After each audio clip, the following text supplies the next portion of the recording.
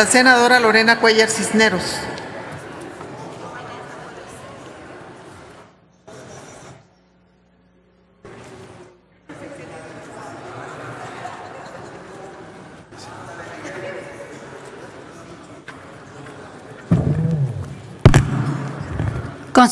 Con su permiso, señora presidenta, compañeras y compañeros senadores, quiero dar inicio reiterando la postura de mi grupo parlamentario PT Morena en cuanto al respeto que tenemos hacia la labor de nuestras Fuerzas Armadas, quienes se encuentran en una labor permanente de entrenamiento para que, si es el caso, defiendan a nuestros ciudadanos frente a una emergencia o un desastre.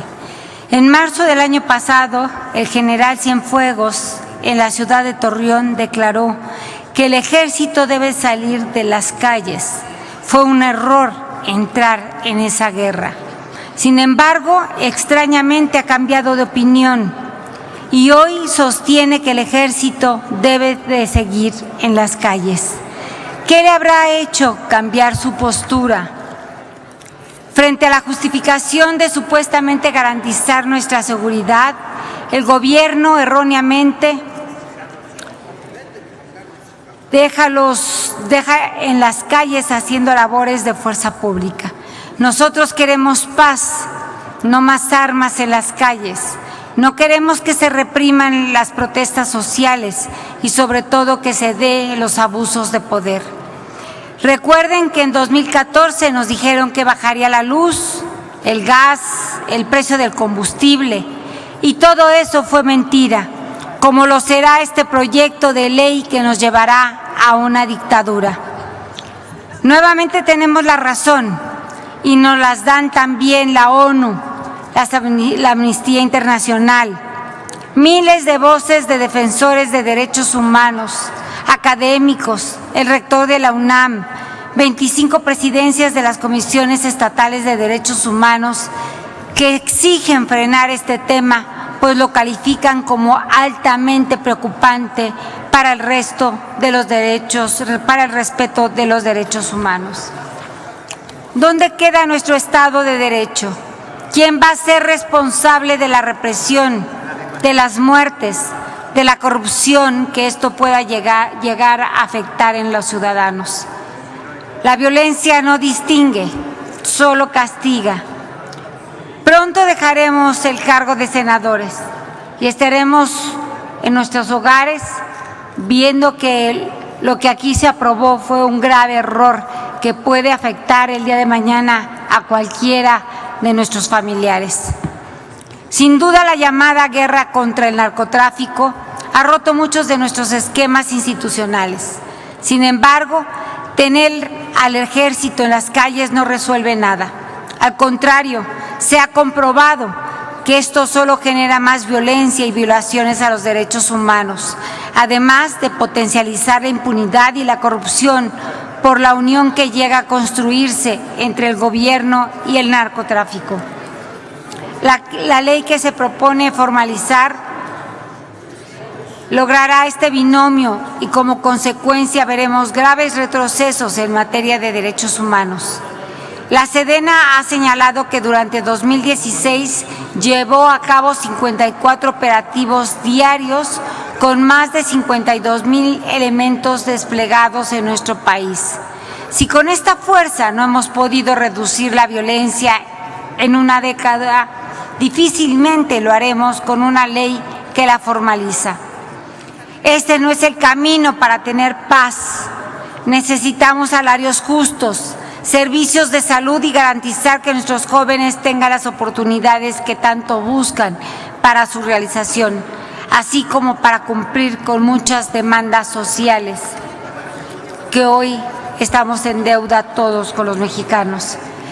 Claro ejemplo son países como Reino Unido, Islandia, Noruega y Nueva Zelanda, que sin tener cuerpos policíacos u oficiales que patrullan desarmados, han podido alcanzar altos niveles de seguridad pública y tranquilidad entre su población, porque el gasto en seguridad lo orientan a servicios que garantizan las mejores condiciones de vida. Qué cómodo es para los gobernadores que vengan al Senado a decir que esta es la solución para sus problemas de inseguridad y desde luego lavarse las manos de su responsabilidad. No me imagino, por ejemplo, cuando haya un problema en un ejido alejado y tengamos que estar llamando y esperando la actuación de la Fuerza Federal para poder resolver los problemas. Sin decirlo, se quiere llevar a nuestro país a un estado de control permanente, de hostigamiento y de represión. ¿Cuántas mentiras hemos escuchado aquí? Recuerdan que también dijeron que la reforma hacendaria traería beneficios y resultó que hoy las 10 empresas más poderosas del país no pagan impuestos, mientras que a los pequeños empresarios se les ponen trabas para poder trabajar. Así es como están destruyendo a nuestro país, llenándolo de impunidad, corrupción y violencia. Ahora sí, la ley de Herodes se quedó corta con este gobierno, en donde no se respeta nada y tampoco se ve ni se escucha a nuestra sociedad. Ejemplo de esto lo vemos aquí. Tenemos senadores sometidos por un jerarca que los maneja de acuerdo a sus intereses. No quiero pensar qué dirán a sus hijos sobre su papel en la historia y sobre todo, qué país les vamos a dejar después de haber sido servidores públicos. En la propuesta a discusión no hay contrapesos, pues nulifica la participación del Congreso en el control de las fuerzas federales en el combate de las llamadas amenazas a la seguridad interior. Por otra parte, esta propuesta que se pretende aprobar no define los criterios para que el Ejército regrese a sus cuarteles y legaliza su papel como protagonista en la lucha contra el crimen organizado. Sin una policía capacitada que reemplace a los soldados, el Estado y en consecuencia la sociedad en su conjunto, podemos llegar a ser rehenes de las disposiciones castrenses. Diversas organizaciones nacionales e internacionales en materia de derechos humanos han señalado su preocupación en cuanto al poder que otorga esta minuta a las Fuerzas Armadas. Es un riesgo real que la autoridad civil quede subordinada al Ejército, situación que solo mermaría su relación con la sociedad. Pues dicho sea de paso, desafortunadamente en los últimos años, nuestras Fuerzas Armadas han sido fuertemente cuestionadas por presuntas violaciones en materia de derechos humanos. Esta situación definitivamente y sobre todo difícilmente cambiará con una ley autoritaria como la que se pretende aprobar. Por ello, les manifiesto mi voto en contra de una propuesta autoritaria hecha a modo para consumar los fines e intereses discrecionales del Ejecutivo, que además da pauta a la represión de movimientos sociales, políticos y electorales por parte del Ejército, afectando el derecho a la protesta social y libertad de expresión.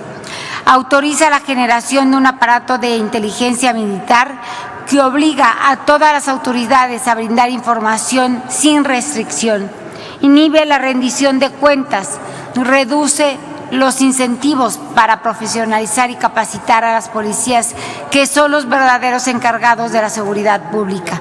Hoy el derecho internacional considera que la militarización de las labores de seguridad es propia de un Estado autoritario que busca mantener el control de sus ciudadanos a través de la fuerza. Por ello, también la Oficina del Alto Comisionado para los Derechos Humanos de Naciones Unidas nos dirigió una carta donde expone 14 problemáticas que se presentarán de aprobarse este ordenamiento, entre los que destaca la indebida regulación del uso de la fuerza, la nula protección y garantía de los derechos humanos, afectaciones a la protesta social, ausencia de transparencia, lesiona la autonomía y carece de explicitud de los principios básicos, entre otros. compañeras y compañeros senadores, les exhorto a que escuchemos todas las voces que se están manifestando en contra de esta minuta y transitemos hacia medidas que nos fortalezcan en el plano institucional. Trabajemos en materia de prevención del delito, en la profesionalización de los cuerpos de seguridad pública, pero sobre todo reconozcamos que la seguridad es un problema estructural que para poder enfrentarlo de raíz debemos generar las condiciones para hacer productiva a nuestra población, dando trabajo con buenos salarios y facilitando el acceso y permanencia de nuestros jóvenes en las escuelas. No seamos omisos a las recomendaciones que instituciones de gran experiencia han manifestado sobre el tema, sugiriendo replantear esta propuesta.